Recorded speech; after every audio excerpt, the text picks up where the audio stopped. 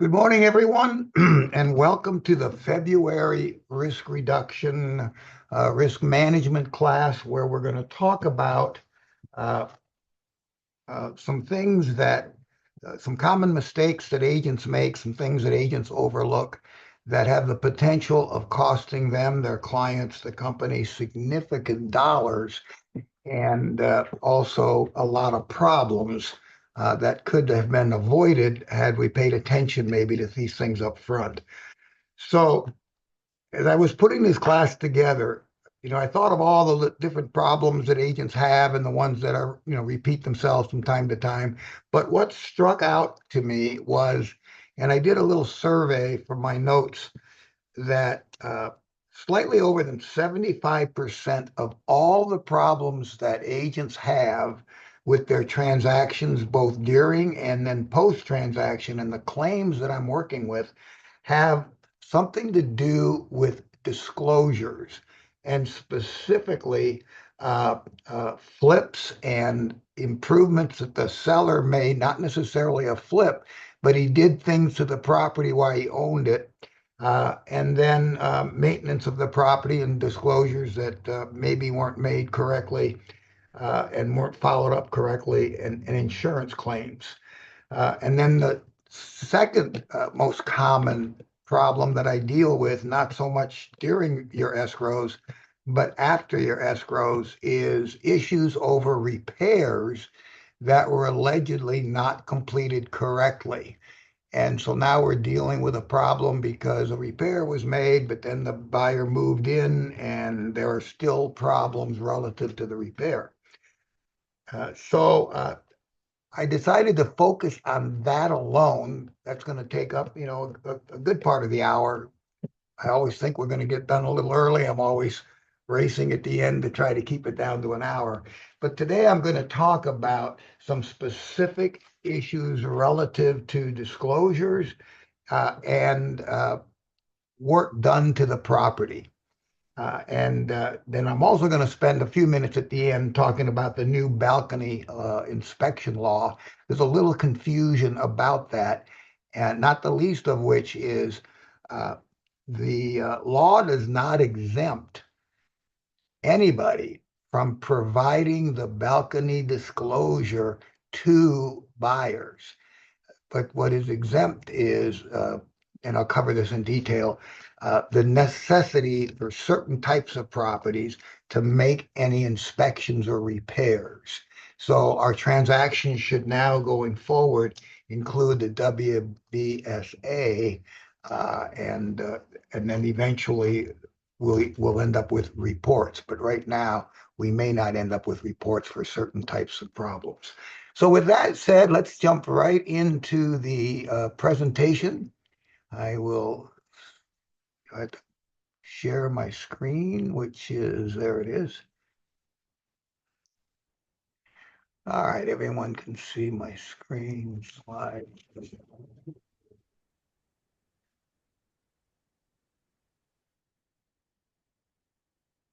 Okay, everyone can see that okay? Yep. All right, let's get started then. So real quickly, most of you are familiar with this. During business hours, call my landline, and that's the best way to call me. If you call the cell, I'll still get back to you, but uh, I work off the landline more often during business hours. My direct line right there on the screen. Email me anytime. And then finally, evenings or weekends, my cell number. And my recommendation is to text me and I'll call you back because I do keep the ringer off. I may have some new technology that I can hear the ringer even if it's off. So that may be a good thing, weekends and evenings. Okay, common mistakes that can get you in trouble and potentially cost you money. I'm going to look at the big ticket items now and walk you through those. And then in another class, we'll talk about miscellaneous issues that come up that are not quite as profound or as troubling as the issues I'm going to cover today. And I mean this sincerely. just shy of 80%, just slightly over 75% of all of the problems that I'm dealing with, including the potential for somebody to pay somebody else money, have to do with the things I'm going to be covering today. So take some good notes. This class will be available on Agent Hub as well. So, uh, first, I'm going to talk about disclosures required for residential flips and then best practices when representing the buyer of a flipped property. There are some people on this call, I believe, that are excellent flippers, and that's good news for the buyers of their properties. The bad news is probably, I don't know what the percentage is, but it seems to me a large number of flips are done with the sole intent to make the property pretty, but not necessarily to address issues with the property. Not done as if the flipper was going to live in the house. It was done to save money and make it look nice. But then when the buyer gets into the house and we dig into it a little bit, we discover some pretty serious problems. And we could avoid some of those problems if we follow some best practices during escrow. So I want to walk you through that a little bit. Uh, so the first I'm going to talk about is the new, it's not that new, it went into effect in July of last year. And people are just now beginning to pay a lot of more attention to it. The Flipper Disclosure Law. So let's look at that a little bit. AB 968 was the Assembly bill. It was codified as Civil Code 1102.68. Now that fact that it's a part of 1102 is significant because 1102 disclosures in 1102 cannot be waived. And once those disclosures are made, gives the buyer an irrevocable right to cancel. So especially those of you representing flippers, you want to comply with this law early on, because if you wait to the escrow's practically done before you get everything to the buyer that this civil code requires, the buyer has an irrevocable right to cancel the transaction, whether or not they've removed their contingencies. So this fact that it's in 1102 is significant, and especially sellers should watch out for that, flippers and those agents who represent flippers. Be aware of the law and get your ducks in a row when the property's listed. Treat this just like a TDS. These disclosures have the same weight and rights. The buyer has the same rights as they would with a TDS. Okay. It went into effect, as I said, July 1. People are just now beginning to really dig into it and understand the significance of it. I'm getting a lot more questions about it, and I'm beginning to see issues relative to this law. Civil Code applies to single-family residential property 1 to 4 units, just like a TDS. And it applies to sellers who sell a property within 18 months of the seller's acquisition of the property. Interestingly enough, both the civil code and the insurance industry doesn't it doesn't require for the owner of the property to somehow improve the property to be called a flipper. And in fact, from time to time, we've had agents flip property that they've never touched. They had a chance to buy the property at a good price, and then immediately after buying it, they have a good opportunity to sell it just the way they bought it. And they take advantage of that. That's happened more than a few times over the many years that I've been helping agents with their transactions. You should be aware that the law considers them flippers. The fact that you improve the property, don't improve the property, isn't what makes a flipper. It's the 18-month ownership, and then you've sold it, under 18 months or less. You acquire a property and then you sell it within 18 months. You are legally, and from the insurance perspective, a flipper. I will share with you, and everybody send Mike some love. Most insurance companies have problems with flippers. So most insurance companies have an issue not only with representing a seller who's acquired the property and then resells it, but even more importantly, the flippers who do what you kind of assume a flipper does, and that is improve the property. I've dealt with many insurance companies, and almost all of them, as a routine manner, will exempt flipped transactions. Well, we can't do that. Put half of you out of business. So I'm not gonna, we're not gonna do that. So Mike pays an extra premium to get an endorsement for flippers. And then what's even more problematic is most insurance companies, when they do insure a flipper, the flipper can't represent himself. Again, for our company, that's problematic. We have a lot of agents who buy and sell properties as flips. And so again, we pay a premium and there are some procedures to follow. So I want to stress, don't want to get in the weeds too much on that subject, but there is a procedure to follow when you are representing yourself in the sale of your own property or a property that a family member has an interest in. And so with the willingness on Mike's part to pay at a premium and the willingness of the insurance company to allow us to represent ourselves when we flip property, as long as we follow these procedures, uh, you're fine. You get to do this. And for most of you, that's maybe not a big deal, but for many of you, that is a big deal. All right, so be sure to be aware of what you must do when you sell a property that you have an interest in. And that's true no matter how long you own the property. Okay. So under the flipper law, the seller must provide a comprehensive disclosure of any repairs, renovations, or modifications they've made to the property, whether they made it themselves or they've hired somebody to do it. I'm going to get a little bit into this contractor business in a moment, but keep in mind that civil code does not recognize necessarily the difference between a handyman and a contractor relative to this code.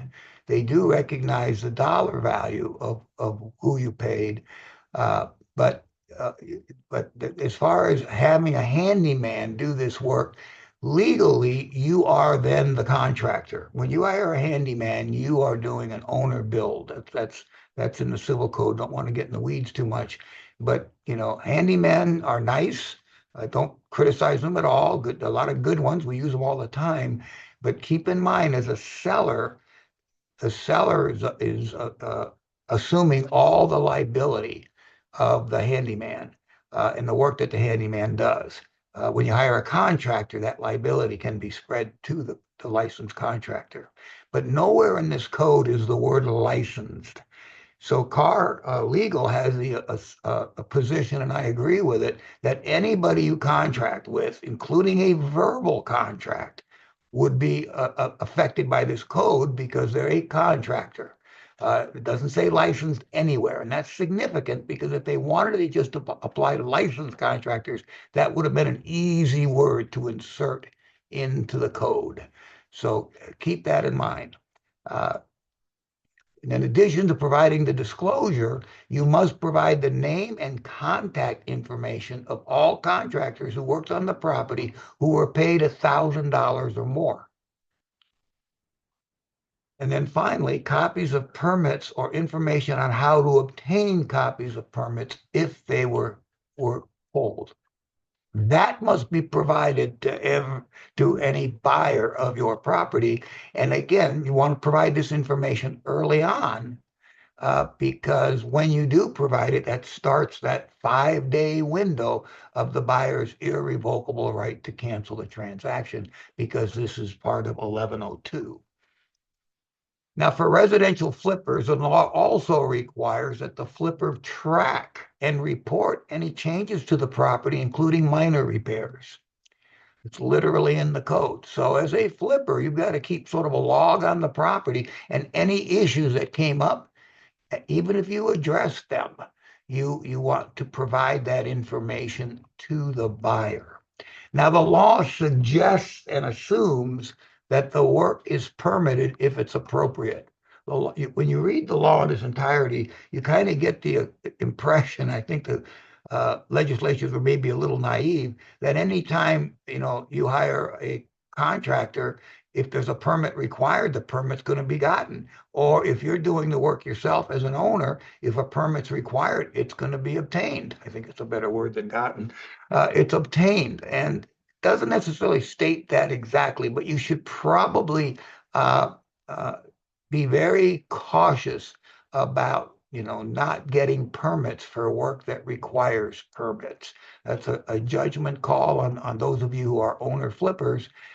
You should tell the buyer, I'm sorry, the seller, you should tell the seller that, best practice would be that you uh, permit these improvements that you make, and that could add to your liability for not doing it. Of course, you can disclose you didn't get permits, but that does not relieve you of the liability of the problem the property might have. Well, I didn't get permits, so not on me. Well, you were supposed to get permits, so it's very much on you. Keep that in mind as well. Okay, so now the transfer disclosure statement addresses this new law, and then the SPQ addresses it in even more detail. We'll look at them real briefly in detail. So on the transfer disclosure statement, section 2, paragraph C, they talk about room additions or modifications or repairs. Notice that, repairs without permits, yes or no. And then done not in compliance with building codes, yes or no. And then it does make this note that if the transfer acquired the property 18 months of accepting an offer to sell the property, there must be additional disclosures made, and those additional disclosures are covered in more detail in the SPQ. By the way, more and more, the SPQ is by practice becoming a part of the TDS. And of course, the contract says that if a TDS is required, the seller will provide an SPQ. So make sure you get that SPQ provided if you're the seller, get it if you're the buyer. Now, the SPQ on page 2, paragraph 7F, goes into some detail, to facilitate complying with the flipper law. So it asks you whether or not you purchased a property with 18 months, yes or no. It asks if you've done any additions, structural modifications, alterations, or repairs, collectively known as improvements, were they performed by a contractor while you own the property, yes or no. And, if you had a handyman do the repairs, I think I would still say yes. In the notes, say the repairs were done by a handyman, or the repairs were not done by a licensed contractor. So clarify that. Because you notice, again, I find it very striking. Doesn't say licensed contractor here. So, anybody who contracts for work, they might be considered a contractor, which would include handyman. Okay. Going on, if yes to note 1, then the seller is to provide in the explanation below, and you're probably going to have to attach pages to this, a list of the improvements you made, the name and contact information of each contractor who performed services over $1,000. So this is now sort of putting in form what the civil code now has. Now, if yes to F1, the seller must provide in the explanation to know a list of improvements for which the seller obtained permits, and then attach those permits.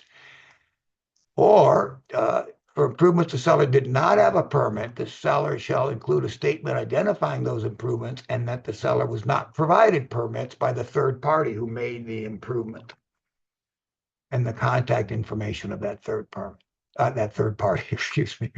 So now you use the SPQ to help facilitate complying with 1102.6F. Whoops.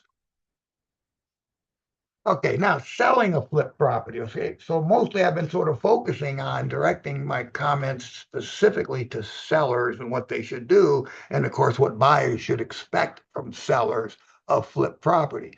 But what about when you represent a buyer who is buying a flipped property? And this is where we have most of our problems. And our obligation to our buyer is to guide them correctly and inform them. And if they're making a bad decision, point that out to them, so, and you'll see what I mean here as we go forward.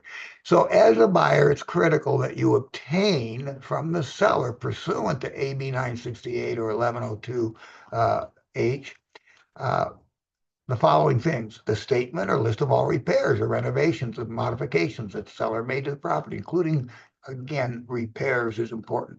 Renovations, of course, important as well. Number two, the name and contact information of all contractors who worked on the property. And three, copies of permits or information on how to obtain permits or a statement that permits were not obtained.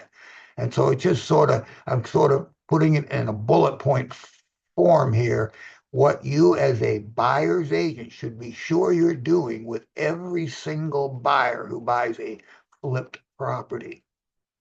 Now, additionally, this is not specifically in the Civil Code of 1102, but but it is a part of code elsewhere, and it is in our form. So I want to review this with you. So additionally, obtain copies of all disclosures, inspection reports that the seller obtained when the seller acquired the property.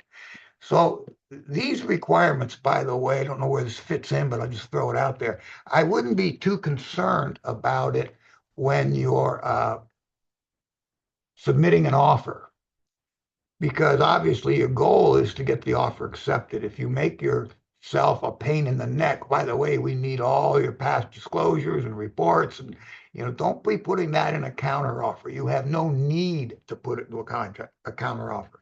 The law requires it. So make your counter offer. Don't make your counter offer put a lot of burden on the flipper until he's in escrow. Once he's in escrow, these burdens apply, but they apply by law. And if the flipper, the seller, is not aware of that, shame on them. But these are not things you want to address when you're writing the offer. These are things you want to address when you're in escrow. Okay, so you get that statement of the repairs, names of the contractor, copies of permits, and then all the disclosures the seller obtained when the seller acquired the property, including inspection reports, of course. And your right to ask for that information is contained in a couple of documents in the contract, and it's in the Civil Code as well. The Civil Code requires the things that are in these two forms I'm going to show you real quickly. On the RPA, paragraph 11, the seller is to disclose all known material facts. I have successfully argued to anybody who's challenged me that any prior condition of the property, even if it was altered and fixed, is a material fact. Why? Because maybe being altered didn't make it better, made it worse. Maybe fixing it wasn't fixed as well as it should have been fixed. How am I going to know that the roof once leaked and the patches that the seller made to the roof weren't adequately done if it's not disclosed to me? So that is a material fact. Yeah, the roof leaked, but I had a handyman go up there and put some Henrys on. It doesn't leak anymore. Oh, okay, well, I wouldn't make an affirmative statement like that if I'm the seller. I would just say that I had a handyman go up and put some Henry on it. But the Civil Code gives you the right for that information. The contract gives you the right for that information. Also in the SPQ, the SPQ in paragraph 5, page 1 of the SPQ, it says you have to provide any reports, inspections, disclosure, warranties in your possession. Now, if the seller threw everything away, well, he doesn't have them in his possession. He still can make disclosures. But guess who does have that stuff in possession? Any agent who represented that now seller when they were a buyer, because you have to keep that information for 5 years. So, if we have that information, we have to provide that. If other agents have that information, they have to provide it because it is in their possession by code. You're not allowed to throw any documentation, any paperwork, anything away. That's 5 years or younger, newer. Okay, now, as a buyer, we're talking about what does a buyer do? As a buyer, review this information with the seller and then determine if there are additional inspections of the property that should be made. This is a big problem, by the way. I don't mean to have my lecturing hat on. I love all of you, and I want you not to get in trouble. But I often am confronted with situations where the buyer's agent got something from the seller, provided to the buyer, and sort of didn't do anything more about it. You got to review this information. Mr. Buyer, look here. Ms. Buyer, look here. They had a roof leak before and they said they fixed it. We should know who fixed it. We should know where the leak was, and all the kinds of details. And if you can't think of anything, call me. I can give you a long list of any problem that you have on how that problem can blow up after close of escrow. So as a buyer's agent, buying any property, but especially flipped properties, you want to take a look at everything you've been given that you're giving to the buyer and be sort of reverse thinking, inversion thinking. What could go wrong with this property relative to all the things they've done to this property? Now, if the buyer, recommend to the buyer that they get additional inspections if appropriate, and then get a waiver from the buyer if they don't get these inspections. Okay, reviewing seller disclosure, that's my point 3. So the first 2 points were relative to flips. But point 3 is broader. It goes a little further because not everything that we have problems with are due to the property having been flipped. So, seller disclosures for all properties, whether or not it's a flip. So a couple of things I want to talk about is some red flag seller disclosures. So when you see this in a seller's disclosure, you should be thinking, okay, what could be wrong here? What do we need to investigate a little further? What do I need to bring to the buyer's attention? They get to do whatever they want, but our obligation is to point out to them some of the risks that they are taking if they simply ignore these red flag disclosures. The 2 most common red flag disclosures are past renovations and repairs. So something was wrong with the property, the seller fixed it. Or the seller has, done something, added a room addition, put on a bathroom, made a family room, all kinds of things. So that's the potential of problems existing in that. And then insurance claims. Insurance claims can be very problematic. So those are the 2 most common ones that you want to sort of look into. So past renovations and repairs. You want from the seller what they did, a detailed list of all the things they did. Who did the work? You have a right to know that information. Why? Because as I said before, it's a material fact. Obviously, the roof was repaired. If it was repaired by a handyman or was repaired by the top roofing company in San Diego, there's a difference there. You might be looking at the handyman's work a little closer than you would the roofer's work. You have a right to know that. Copies of any receipts they might have. Now, as I said earlier, this is detailed both in civil code and in the contract. Page 9, known material facts, already covered that. All of that information is a material fact, information that I suggested that you get from the seller. And then in the SBQ, reports, inspections, disclosures, estimates, or all of that they got, they're supposed to provide that to you, and it's part of the SBQ as well. Now, for insurance claims, the list is a little different, kind of a similar approach, but you want to know what happened. Why did they file a claim? Discovered a leak in the downstairs bathroom. The supply line leaked. Okay. What was damaged? The entire downstairs. The house was flooded, 4 inches of water. So the bottom of all the drywall was damaged. See, so what happened? What damage was there? What repairs did you make? Well, we gutted the downstairs and replaced all the floor covering. We gutted all the walls in the downstairs. And in the story, I'm thinking in my brain, they didn't replace the walls. They opened up the downstairs into one big giant room. Kind of cool, actually. It's my son's house. And then finally, who made the repairs? Well, the contractor turned out to be not as sharp as we thought he was. But the name of the contractor and, what they did. Now, for insurance claim paperwork, for the insurance claim, you ask for certain paperwork, a copy of the insurance claim itself, everything that the seller had, what they sent to the insurance company, and what the insurance company sent back. Often the claim will include the owner's description of the problem. Of the problem, the insurance company will ask an owner to describe the problem you've got. What are you filing this claim for? Well, my downstairs flooded, 5 inches of water, it ruined everything. Okay, so you want a copy of that because that's going to be more detail on and that's going to be pretty thorough, by the way. Because why? Because the seller's making it out to get as much money from the insurance company as possible. This list you're going to get that I just referred to earlier might be soft soaped a little bit, because the seller now wants you to buy the house. So that's why it's important to get a copy of the claim itself, because that's going to be probably a little more critical of what happened coming from the seller. Just as importantly, copies of repairs and invoices, copy of the repair invoices and receipts that they made. Because here's the thing I want to make a point of.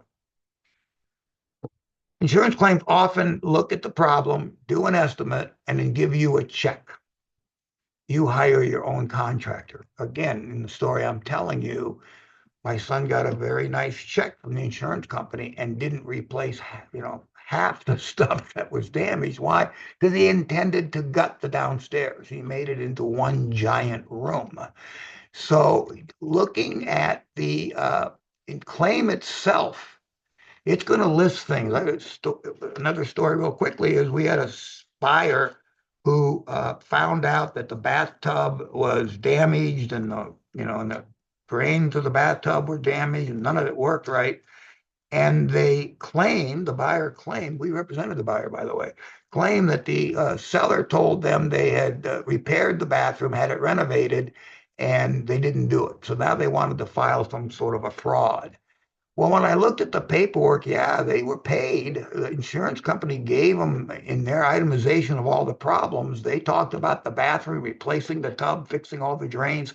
This house had neighbors' trees, roots grew into the foundation and under the slab of this house, and it just, wrecked the downstairs of the house. And so the insurance company itemized, in fact, a couple of bathrooms that had to be completely repaired, all the plumbing replaced and bathtub replaced.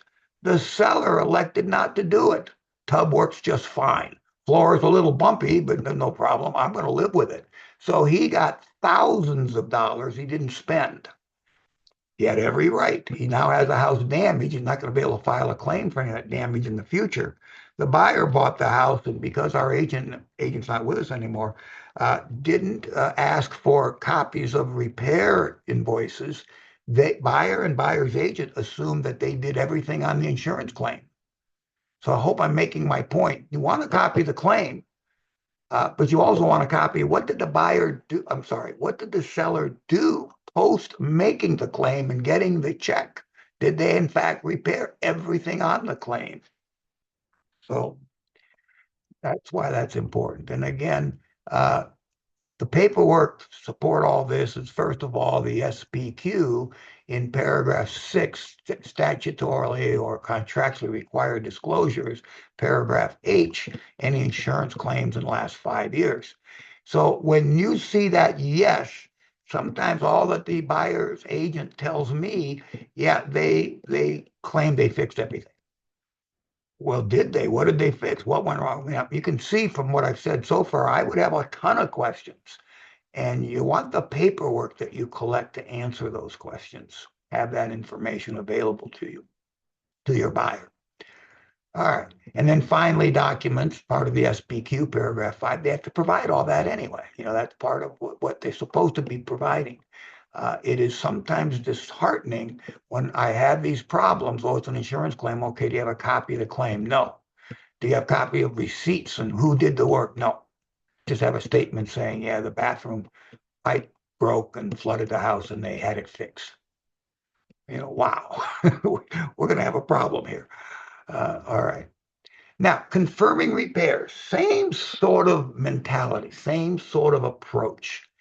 Let me review with you what the RPA says about repairs, because this is kind of interesting to me. I mean, buyers should pay attention to it. Sellers should pay attention to this, because when they agree to make repairs, they agree to the terms in paragraph 15.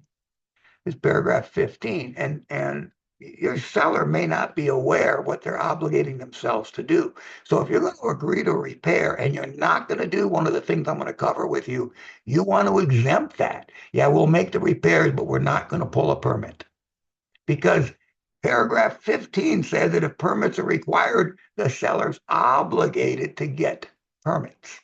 And I'll show you how that works right here. So repairs shall be completed prior to the final verification. So that walkthrough, which is 5 days or earlier, because you have a walkthrough right 5 days before close of escrow. Now you can agree otherwise, but the boilerplate says it's done 5 days prior to close of escrow, not the day of close of escrow. You want to document and get an agreement that that's what you're going to be doing, because if you're going to be doing it that way, there are some challenges to that, obviously. Okay, repairs to be performed at the seller's expense. Now the reason I want to point it out, that's kind of obvious. Sometimes the seller will do something and the buyer will do something else. Well, part of it will be at the buyer's expense. If ever, again, if ever the buyer is making and paying for repairs to a property, call me. There's a whole set of, well, not a whole set, but there's a couple of different forms that we want executed, because when a buyer is fixing a property, both clients are at risk. The seller could be at risk. They end up with a lien and damaged property. The buyer goes away, does not make the repairs correctly. Now the property's in worse shape than it was. And then, by the way, the contractor who screwed it up hasn't been paid yet, and he's filing a lien. And then that's seller risk.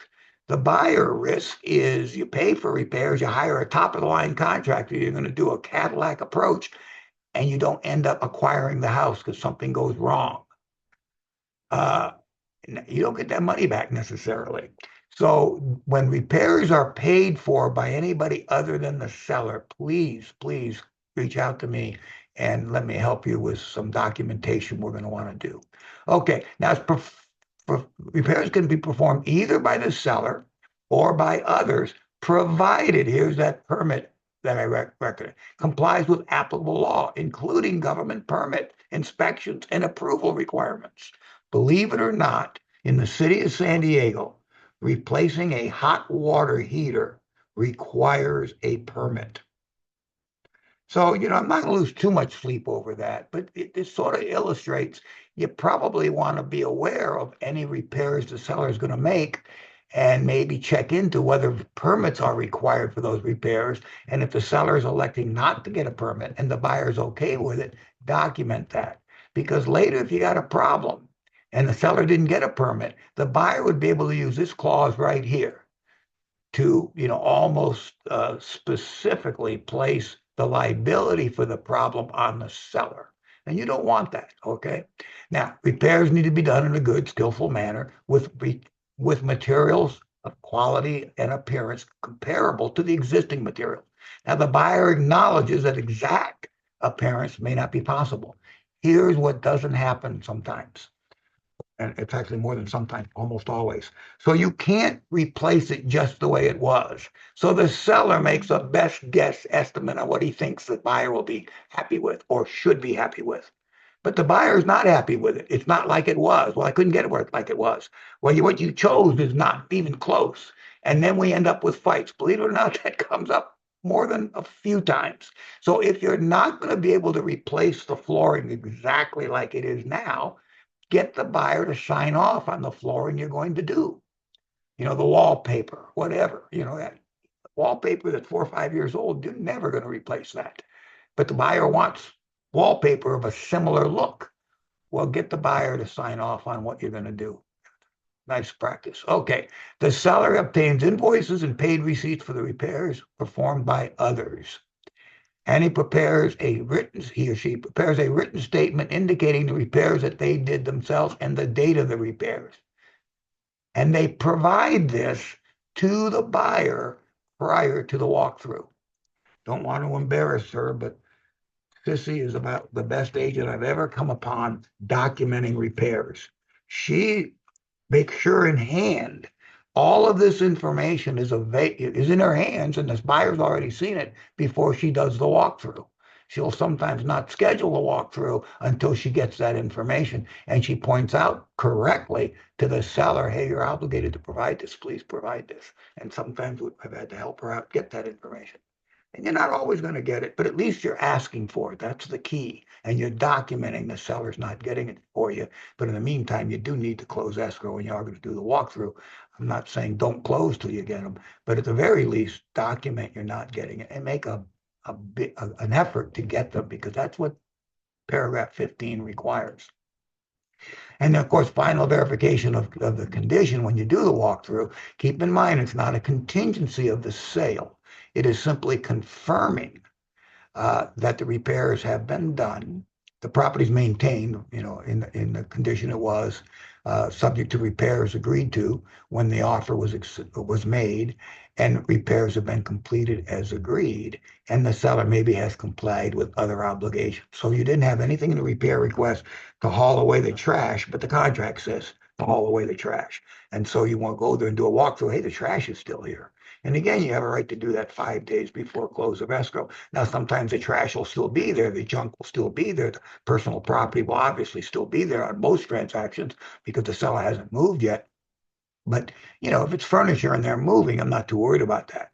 But if it's a room full of a bunch of garbage and some broken down couches or something, you might want to address that, prior to actually closing and now dealing with an irate buyer because the seller left junk in the house, and a seller who you can't locate, and a seller's agent who won't return your calls. So again, don't hesitate to reach out to me if you have any issues here. I'll help you if I can. Okay, let's talk about balcony inspections. I think we're right on time, and it's good news.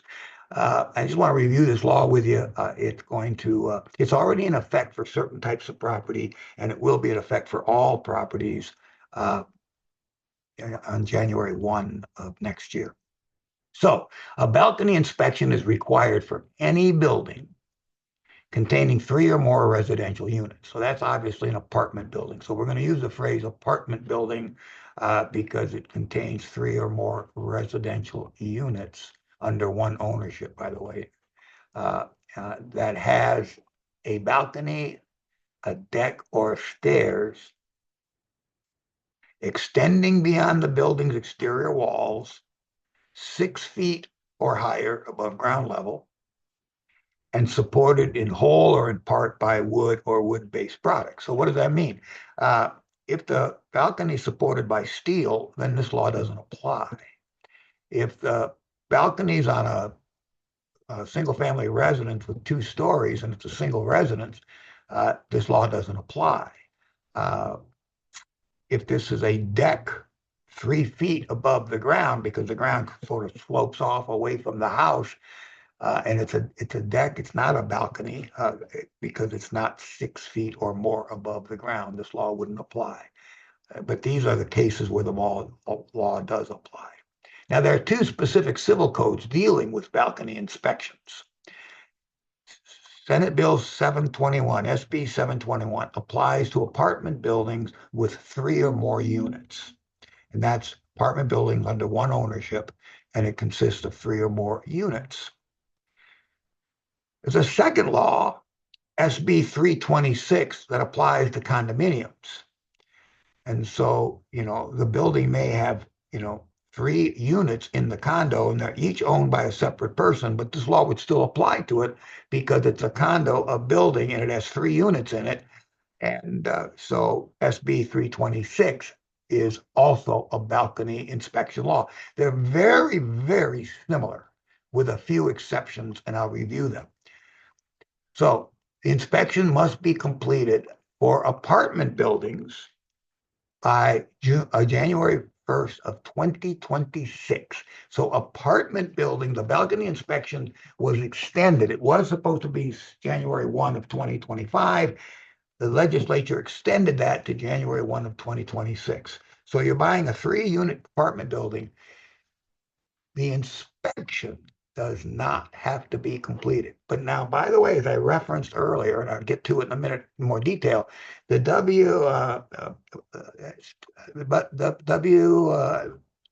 BSA is still required. It's the inspection that's been put off. It's not the providing information to the buyer. So you'll see what I mean here in a minute. Okay. Now for condos, that law was not postponed.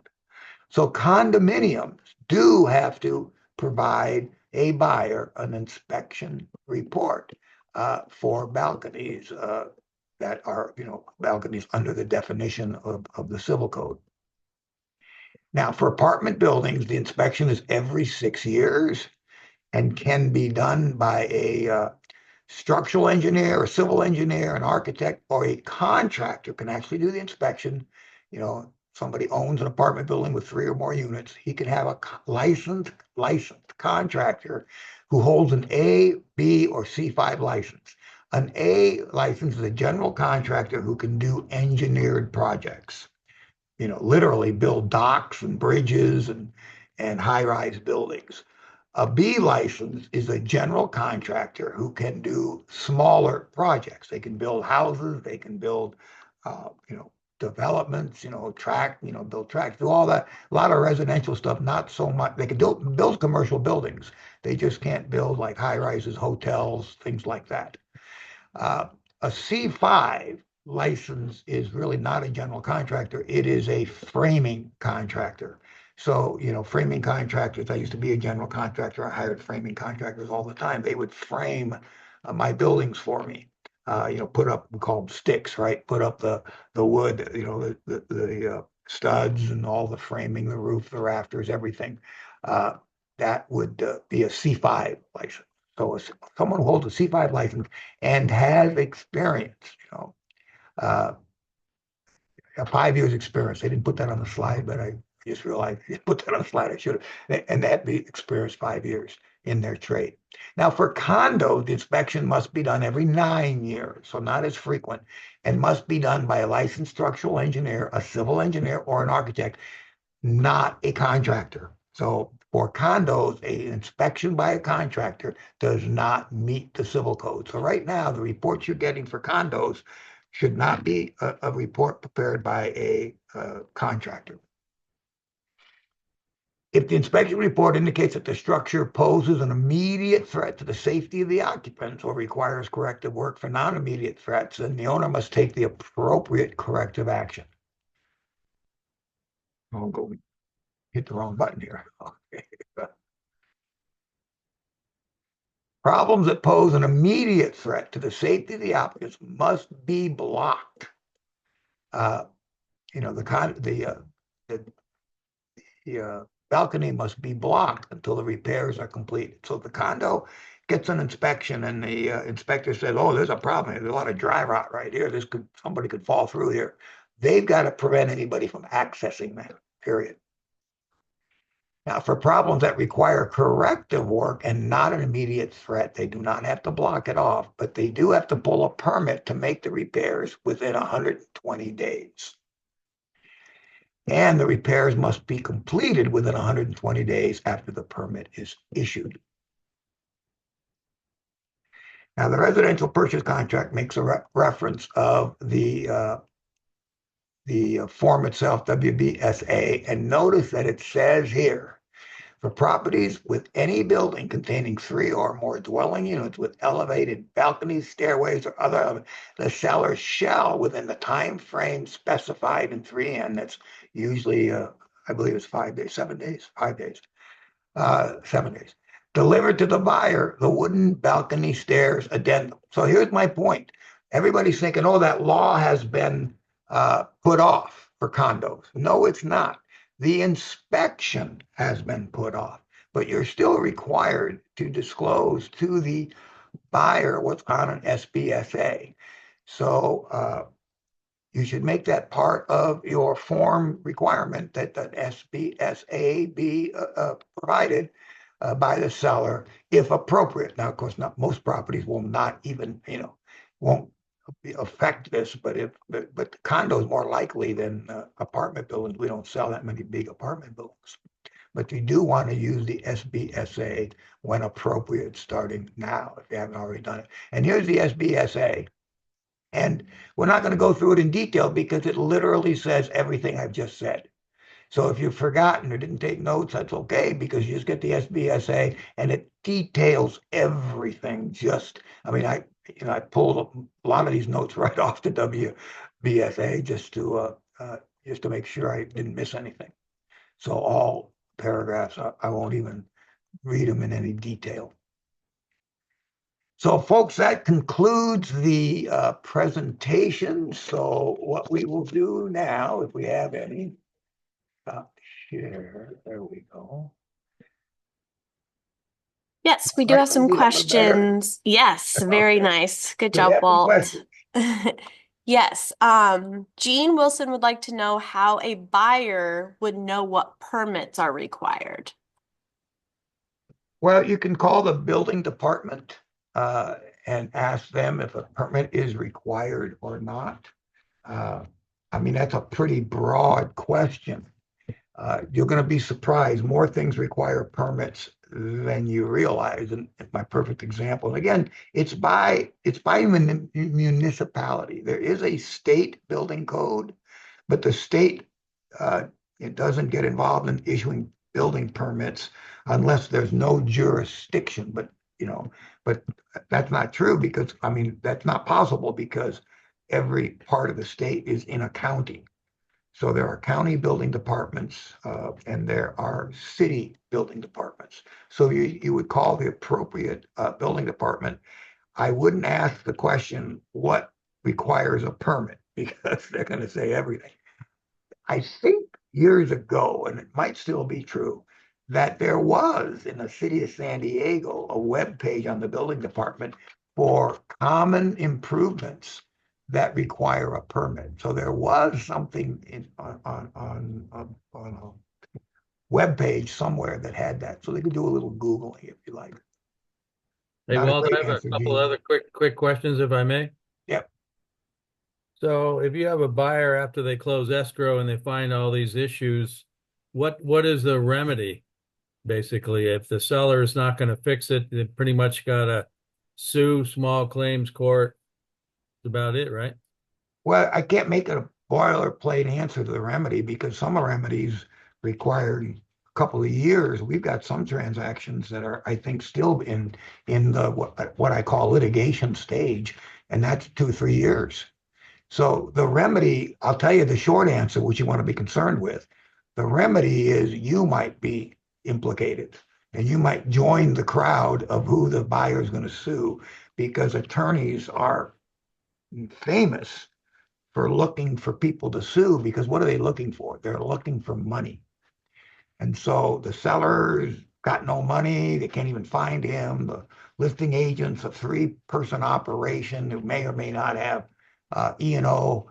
But Remax Connections has a real nice E&O policy, a lot of agents and a reputation and a public face that, we can threaten, if you will. They don't threaten us, but they can attack. So that's why this class is so important. As the buyer's agent, you couldn't think you're doing nothing wrong other than you could have handled it a little more carefully. So the remedy is unique to the problem. The good news is we don't get sued that often. In fact, pretty rare. We don't file many E&O claims. I like to think I have something to do with that. Call Walt is your first step. Tell your client, I'm going to get my management involved and we'll do everything we can to resolve it. Please use that disclaimer because I'll do everything I can to resolve it, but I won't resolve it.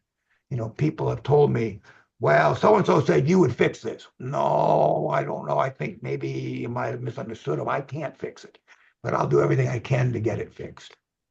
I don't Another have a question. gun. I'm not going to use it. If I did, I can't make people do anything, but I'm going to make a pretty strong effort to try to get this resolved in your favor. So if you're a buyer and you're buying a flip property and you remove all contingencies, and then all of a sudden right near close you find something, you can still cancel and get Not your necessarily. It's not whether you find something or not. It's whether you got disclosures. See, you could get a TDS and the TDS is inaccurate. But you didn't get the TDS. Well, I'm trying to make an analogy, right? not going to think well on my feet. Let me just say, finding something doesn't give you the right to cancel. It's whether you got a disclosure or not that gives you the Okay. right to cancel. Now, Okay. you might have the right to cancel as well. The circumstances, no boilerplate answer. But the law doesn't say, gee, if you find something that should have been on the TDS, you can cancel. No, it doesn't say that. It says when you get the TDS, you got 5 days and you can cancel. Okay. Do we Okay. know, as far as the cost of these balcony inspections, if the seller has to do one? I mean, Well, what, the good news is sellers don't have to do them now. They're going to have to do them starting in January 1 of next year. Condo associations have to do them now. I didn't go make part of the slide, but the law does say that an individual condo owner is not responsible for complying with the law. The homeowner association is responsible for complying with the law. thank you. Any more questions, Lindsay? Yes, Sissy's wondering what the statute of limitations is on flips. Well, there's probably 2 or 3 statute of limitations that apply. First of all, there's a statute of limitations varying depending on the work done, on whether you can sue a contractor or not. As far as the statute of limitations on disclosures that sellers need to make or compliance with a contract, there's a 4-year statute of limitations for failure to comply to a contract. However, keep this in mind. In cases where fraud is alleged, the statute of limitations doesn't start until the fraud is discovered. So I can tell you multiple times when I've been involved in lawsuits, fraud is alleged as a boilerplate. Why? Because the attorney wants to take no risks about the statute of limitations being up. I will tell you, we successfully got a significant chunk of money for a buyer who, 4 years after having bought the house, discovered a misrepresentation by the seller that we could prove the seller knew. So our attorney, Rob, at the time, sued the seller for fraud and won. You got the money 5 years later, but not for the failure to disclose, but for the fraud of not disclosing. And that statute of limitations hadn't hardly even begun. I got to tell the seller that. I enjoyed that because the seller was a jerk. Well, it's too late. Statute of limitations. Oh, no, it's not too late because it's a fraud. And that just started a month ago. Okay. Kay has her hand up. Who? Kay Murd. Kay, go ahead, Kay.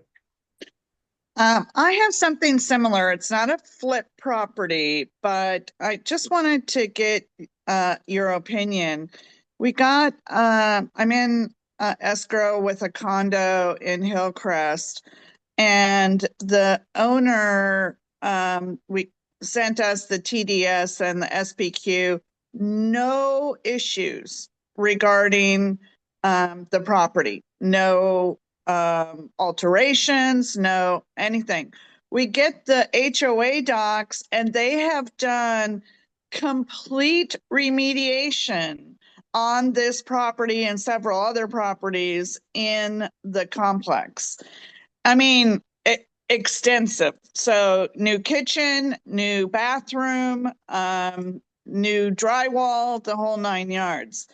So I sent back the TDS and SPQ to the listing agent and said, Houston, you got a problem.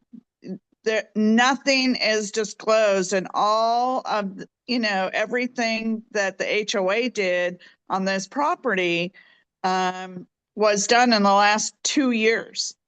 So and then unfortunately, I get, instead of a revised SPQ and TDS, I get an addendum that states what exactly the HOA did. Any recommendations? Should I insist on a revised SPQ and TDS on this property? No, Okay, but that's not, but I got to give you more detail. okay, The correct way to correct a mistake on a TDS is to amend it, okay, not to replace it. okay. The other thing is, keep in mind that a TDS and an SPQ have awareness questions, not affirmative factual questions. Unlike an FHDS, where is the property under the subject to a vegetation management ordinance? Doesn't, and many of you have heard me say that, it doesn't ask if the seller is aware or not. It says, is it? And of course, the Well, seller they says, were oh, living but there at the time of the right. remediation. Yeah. So now the problem they've got So is they it's were got, aware. yeah, the problem that they would have is if this got elevated to a lawsuit and you could prove they knew it, then you would have a pretty good case for fraud, just like I said. But if you couldn't prove they knew it, but they should have, maybe, maybe not. If they just had no clue and it's wrong, well, that's their best estimate. Now, there's another factor in your story to keep in mind. So you're irritated with the seller because he didn't do the TDS correctly, the SPQ correctly, and you're pretty sure it's borders on being somewhat fraudulent because I you know live it's there. fraud, by Okay, the way, but because he's on the board right, and okay, he's an right, architect right. that actually was directly involved with the remediation. Let me So help you and yes, everybody. Let me help you and everybody on the call. yeah, Keep in mind that once the buyer discovers it, the seller's off the hook. So the minute you got all this documentation that they remodeled the bathroom and they did all this stuff, you have no action against the seller. right, That's a kind of right, a broad statement. yeah, But people do frequently expect agents, yes, they feel the same way. Clients especially feel the same way. When they complain about something the seller should have known and he didn't disclose it, and I say, yeah, but it's in the physical inspection right here. Well, it doesn't matter. The seller didn't tell me. It matters completely. Quick story. I don't yeah, want to long, but we had a seller who maintained that the heat was gas, and it's a two-zone heating system, which means there's 2 units, a big house. Their electric bill is through the roof. They call SDG&E and say, how come this electric bill is so high? They go, well, we don't know. It seems to be working. Well, we'll come out and do an inspection. They say, well, you got 2 electric heaters here. That's pretty, and you're heating the whole house because you got little ones. The buyer who he represented was furious at the seller because I would have never bought this house if it were electric heat. They lied. They should have known. They had, blah, blah, blah, blah. So one of the first things I do when I have a claim, because I know the law and I know where this could go, is I get the physical inspection, because if the seller, if it's electric, physical inspection should say it's electric, right? The physical inspection says it's gas. So I tell the buyer, unfortunately, the TDS predated the physical inspection. The physical inspection amended the TDS, kind of amended the TDS. You have no cause of action. Yes, the TDS was wrong. I'm not even sure you could make a case of fraud because what's your damage? You imposed the damage on yourself because you didn't read the physical inspection. Now, I said this politely. Funny, I learned this, by the way. Be sure you tell your clients to please read and review the physical inspection. Neither the wife nor the husband read the physical inspection. The wife sort of lectured me because the tone of my voice, I said, like, you didn't read the inspection? Walt, I got 3 little kids. I'm too busy. Okay, I appreciate that. I call the husband. At least he was understanding. Yeah, you should have read it. I just didn't. Well, that kind of hurt you.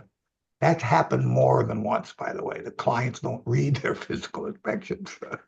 Anyway, a couple of points that your question made. So, yeah. No, I appreciate that. And I informed the buyer of this, exactly what you just said, that, the good news is we did get information regarding, the issues and we can go back and ask the seller if they have any additional information certainly, Yeah, but yeah. yeah, You ask them, they'd like to amend the TDS. I have right, people call me all the time, and those of you who call me and say, should we do this? You know my answer. No, we're not going to replace the TDS. We'll right, amend it, but we're not going to amend it with information that the inspector told us that the correct. seller didn't know. No, The seller didn't know that TDS stands. The right, inspector found it. We're not amending that. Now, right, if the seller knew and forgot to put it on there, yeah, I kind of, oh, gee, forgot. Yeah, you remodeled your whole house and you forgot. Well, maybe you want to amend that. See, so you amend what you did know, but you didn't put. You do not amend what you discovered because you got a copy of the physical inspection report as well as a seller. well, I Okay. liked it. The seller blamed his soon-to-be ex-wife for filling out the form incorrectly, and he signed it without reading it. Yeah. So, Of course, that's the wife's fault that he signed it without reading of it. course, yeah. So anyways, thank you all. All right, okay. Ningrid asked, don't you need a court subpoena to request transaction paperwork from previous agent on a property? No.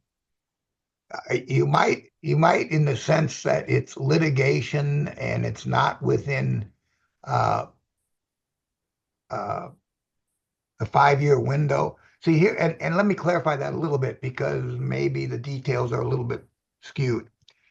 If I represent a seller, I'm a buyer rather, buys a property, and then 3 years later he sells that property, I have in my possession the disclosures and the reports, and I'm obligated to give them. Now, if I don't represent the buyer, but I know that I don't represent the buyer as I didn't represent the seller as a buyer. So Ningrid, this is where I think you're going. If you represented the seller as the buyer, you now represent the seller, but you represented that same person and you were the buyer's agent, you have an obligation to provide that information because you have that within your authority and you were the client of the buyer and the seller, same person, and you have an obligation to provide to the seller the information the seller's obligated to provide to the new buyer. But if a different agent represents the seller as a buyer, hope I haven't lost you yet. So agent X helped this seller buy the house, but he's not helping the seller sell the house. Yeah, you need a court order because that's not in your possession. Does that make sense? Did I lose you? Is she No, on the phone? I don't know. Okay. And You then I do don't, need to provide paperwork in your possession if it's within 5 years. I'm not sure what part of the class this is referring to, but she also mentions, so therefore it doesn't apply to a PUD, which is neither a condo nor an apartment, correct? Well, if there's a homeowner association, we use condo, but the civil code goes more into the fact that the structure is governed by a homeowner association. I typed that all in and made it too long, so I changed it to condo because that's what a lot of the legal summaries call them. But yeah, PUD would still, this law would still apply to them. Did you mention a C5 as a framing contractor? Right. Okay. Yeah. So he's licensed not to do the whole project, but to put up, in the trades, they call them the sticks, to put up the sticks. So when you drive by and they're building houses, you see all the framing, the studs and the rafters and all that. No stucco, of course, no drywall, of course, no roofing, but that is called framing. And there's a framing contractor designation, which is a C5. With a condo sale, should the seller be asked to provide balcony inspections for the whole complex or just the building where the unit's located? Is the seller required to provide that? Well, yeah, well, the HOA is, through the seller, for the building where it's located. Now, it's a good question, by the way, because what occurs to me is there may be no problem with your building, but there may be severe problems elsewhere. And there may be pending assessments to pay for all these problems, but you wouldn't be aware of it. But that information would be obtained through other documents like financial statements or meeting minutes, that sort of thing. But as far as the inspection itself, it's only the building in the transaction that gets inspected. Taylor has a question for you. Taylor Adams. Yes, I do. So I'm just canceled escrow yesterday for my buyers Sorry to do that. in Escondido. It was the previous owners have only owned it for 8 months and they're already selling. And there was questions asked that kind of raised some red flags in my opinion. History shows they bought it from Gigi Homes. Eric Gidson was a flip, and it was a 1960s home. There's septic issues. I'm seeing all those repairs. I'm seeing there's a lot of things that they've done and they're trying to disclose it, but every disclosure that I'm getting, because I've asked for current and previous, it says see previous disclosures, see previous disclosures. And I've gone back and thankfully I've gotten a first agent that had it and they did provide it and I'm seeing a lot more. But there's things like code enforcement has come in because Gigi Homes and them didn't get a permit for tying in a propane tank and they didn't permit that. So then they put a code on that. The septic is in a low-lying area which floods. So it's not leaching properly. Now I found that, there's Apollo Septic hasn't done the leach. They did the leach down test and it failed. So they're trying to cover and hide things, it seems like. I mean, we've canceled, we're out, but I just would, it's what else do you do in that situation? Well, yeah, I mean, it sounds like you did the right thing to start with, and that is went to a pretty good effort to get as much disclosure as you possibly could, even going back to 2 or 3 transactions. And that's sort of the point of this whole class is to put a little effort in, disclosures because you may need more information. They say, yeah, my son, if he were represented by maybe not so thorough agent, might simply say, yeah, insurance claim, bathroom water line leaked, was repaired. I've seen agents accept that. My son had to live somewhere else for 9 months as they repaired the damage, and that didn't include rebuilding the walls because he didn't want the walls rebuilt. But they had to get, all the insulation. I mean, you can imagine. I don't want to bore you. So the point I'm making is you demonstrated the value of doing a little research because in the end, we're sorry to lose a transaction, but you probably gained an even more happy client who Oh yeah. helped make sure they didn't end up with a lemon with what's the name of that movie where you keep putting all this money into a house? Nobody wants that. So that's the key. And Yeah, and that's the situation. It seems like the more I uncover, the more stuff they weren't transparent about because I asked this agent, they know they know that they're aware of this type of stuff, but they're definitely being a little tongue in cheek with things. So that's why we canceled. But you're right. It won my clients over. But I'll just lead us into the next question because that's what Jeff Hans he wrote in there, and it's also a question that I have too. If you're representing a seller who has lived in the residence with is a licensed contractor who adds a bed and bath without permits, are you able to advertise the added bed and bath with additional bed and bath that are disclosed that they are unpermitted? So if you disclose that they are unpermitted, are you allowed to advertise that? well, yeah, I think if I understand the question, and there's a point maybe that was unintended about that question, which you want to be careful of. I don't know that there's any law against advertising, uh, a bed and bath, even if the bed and bath contains a bathroom or something that wasn't permitted. The challenge you've got, and I'm not sure, I have to do some research on how it would affect a bed and bath. But here's the challenge. There is a civil code that prevents landlords from collecting rent from a property that doesn't have a valid certificate of occupancy. So if you put in a bathroom and didn't permit it, that you don't have a certificate of occupancy for that room addition or that more commonly a ADU. So the challenge is you build an ADU, you don't permit it. There are some civil penalties, for doing that. You could get in trouble. But the real part, can you advertise it? You say it's not Yes. permitted? Yeah, you could, but here's the challenge. And again, for short-term rental, I don't know that this applies or if it even makes sense to worry about it. But for a long-term rental, and we've got several cases I can cite, you put somebody in a structure that's been improved without a permit, and they discovered it and stopped paying rent, and you can't evict them. Why? Because you want to evict them for not paying rent. Well, you're not allowed to collect rent if it's unpermitted. So in one case where the judge said, sorry, your unlawful detainer is denied, the tenant shall remain in the property and it shall not be required to pay rent. To which the landlord said, what? How do I get him out?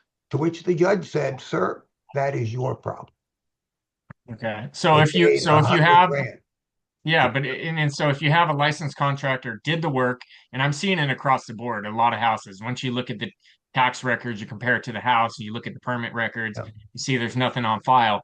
But can you add that square footage and those extra bedrooms in the MLS when you're listing it? Does that Yes. The short answer to you that is yes. Okay. You are telling that half the house is unpermitted, but it's under a roof and it's square footage that people can occupy. Now, you would want to disclose that? disclose that the Mhm. square footage includes a 700 square foot room addition that was not permitted. So that's fine. You can do that. Perfect. Thank you. Sissy has a question. Yes. Actually, I just wanted to thank Walt. And I put it on chat saying, I have learned from the best, meaning you, how to best represent and protect clients and also staying out of trouble. So I appreciate your great words always, and I always follow your advice. Your voice is always in my head. Thank you, Sissy. Appreciate that. Thank you, Walt. Thanks, Sissy. This is the final question. Judy Spady is wondering, don't the prior seller's agents have to get permission from the prior seller to disclose reports and disclosures from when they bought the home? Okay. Don't you have to get permission from the seller to disclose reports from when they bought the home? Well, okay, I'm not sure. Okay, so you have a seller who has reports when they bought the home. And you have to get permission from the seller to give those reports? She said prior seller. I don't know. Well, I'm having Here trouble she's- fitting here the she- prior seller in. Here I am. Yeah, there she is. Hey, Walt. So we're talking about the prior seller has nothing to do with Judy's disclosing on so she can clarify. Okay, Judy will Walt. clarify. Okay, So, for example, if you see a problem as the buyer's agent and the seller hasn't disclosed everything you wanted them to disclose, and they said it's not available to them, and now you're at a dead end. well, that's I have, you need to know what you see a problem and the seller says, I don't have information about the problem.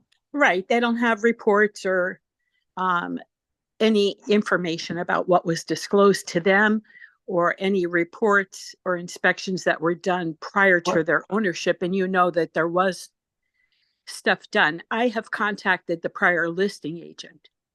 Well, that prior listing agent has no obligation to provide you that. Right, but they can. But they can. They can? Right. And That's what you said? They can? Sure, right, they can. the couple times I've done it, they have. Yeah, no. The smart thing to do is to do it. I mean, why not? I'm not sure what the question is or the issue. Here's where I think there's some confusion. A seller is obligated and an agent is obligated to disclose what they know. And constructive knowledge is maybe they don't know it off the top of their brain, but they know it because it's in a report that they have. They're still obligated to disclose that because the law says you still know that. So if I get a report and it says, I've got a cracked slab, but I don't read the report. And now I make disclosures and I don't disclose that I have a cracked slab because I didn't know it. I could get in trouble with the law because I had constructive knowledge of the cracked slab. Why? Because it was a report saying the slab was cracked is in my possession. So that's part of the whole problem here. If you've got reports from a previous transaction, you have knowledge of everything that's in those reports, everything that's in those disclosures, and you have an obligation as a seller to disclose that. Well, the best way to disclose it is not to rewrite the report. Just give them the report with a statement. This was a report from 2 years ago, and I give this report statement to everybody. I should have probably given it in the seminar.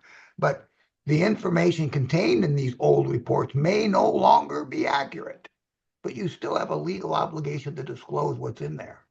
Now, as an agent, I have a disclosure obligation to disclose. But if another agent not involved in my transaction, he has no or she has no obligation to disclose to my buyer or provide to my seller that report. And that's where Ningrit sort of said, well, don't you need a court order? Yeah, for that agent I would. Because he doesn't. Oh, by the way, I need to make a disclosure on this house down the street that I'm not involved in anymore, but I helped the seller buy that house. Well, someone could say, butt out, this is not your transaction. There's no law that requires me to do that. Now some agents might do that. You call them and say, hey, you helped. Do you have a report? Yeah, okay, send it to me. Yeah, okay. Probably a nice thing to do. But if you're getting them, fine. Why not? The more that's disclosed, the better. But the agent doesn't have any obligation to give you any paperwork from a previous transaction that he's not involved in this transaction. I have every obligation to give my current client and my current buyer any paperwork from when my current client bought that house. That makes sense?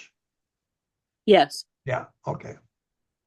Is the HOA required to provide the balcony inspection and repairs to a seller prior to escrow? So if Libby's seller asks for it, does HOA have to give it to her?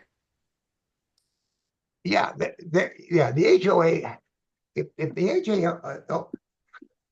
the HOA has in their possession a balcony inspection report on a building on the unit that you're buying, and the buyer of that unit has access to that balcony, I would argue absolutely they have an obligation to provide that.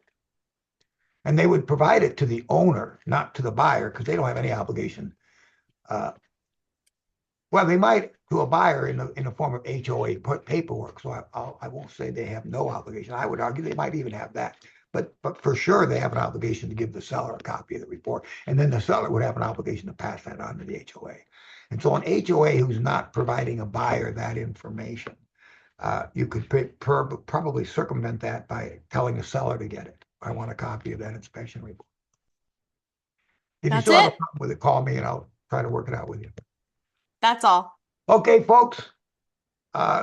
Thanks so much for being here, and hope Walt. I've answered all your questions, and hope the Q&A didn't confuse you anymore.